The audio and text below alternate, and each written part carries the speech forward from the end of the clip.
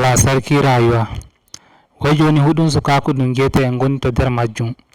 Nyande goo fayi habaru, nyande goo fa yi'e en garti dotti enen goni mawɓe fulɓe nder ndi leydi. So ɗume tunani gatta nyande giɗa a warti dottijo, a wodi wuro maɗa, ko bo nyande giɗa a lamake, ɗi wari hocca ɗi bidiyoji ma ɗi gaɗata joni ɗi kana, ɗin hollima ɗi, ko bo en holliɓe ley maɗa, ko nanata e den, ko numata da e den. Fu mo giɗa waɗa iri non posting to ton ɗo duniya Allah huɗɗata tozartaki tabbitina kulma a waɗa ɗum non posting joni a hoccida e rewɓe, a hoccani fi ko hanani ya turode social media, to wallahi fa ɗum ittatako har abada. So ginno hakkilte, ta ba watte tunani iya ko faroto joni, iya sukaku maɗum joni, ko en giɗi fa ko en giɗa nyande goo en gutoto sukaku ɗum, nyande goo ɓiɓɓe meɗen giyata goni sukaɓe ɓen. So ko faroto nyande giɗa ɓiɓɓe maɗa gari gi goɗɗum bidiyo maɗa ɗum hana ɗum gattano, nden no holliɓe ɗum, ai daga ɗon a senti en.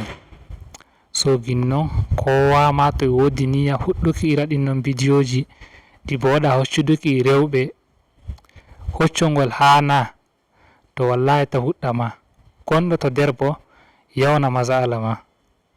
Gin huko giɗa postake nder social media wallahi ɗum ittatako. Bambanci meɗen e dotti en meɗen ɓe denno kanjum woni, kamɓe denno huɗuma ɗum waɗi social media wala, kawai to waɗi ɗum mawni tuubi Allah no yafan ton shikenan, na ɗawtai ɗum yi'a ɗum. Amma ɗum babban matsala ɗum kanjum woni, ko a mawni a wutake a ali ɗum a tuubi, to ɗum ɗon fa nyande goo du a sekayi wartai holluma ɗum, du a mawni ɓiɗɗo maɗa ma warta holluma ɗum wi'a wai ɗo wai an bappa, to nyannan no nanata. Ai ayi daga ɗo duniya Allah huɗɗata tozartaki ma.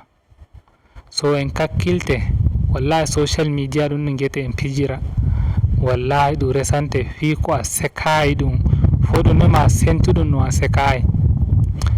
Hinnon wallahi huru sese, ta yiyete a yehi taro biya anta hoccidayi rewɓe, on koccidayi koccugol hana e rewɓe, wai bo a yaha taro ɗum non, ko bo sallah warata hoccidayi e rewɓe turiɗa nder social media, ai ma bo a waɗa sallah ɗum. So yau gada hu iskanci ɗum gatta, kulni har a hocca ɗum turoɗa nder social media, to fa na andanayɗo ɗum an tan hay jomirawo maɗa, amma a hocci ko hani ko hana fu a turake nder social media.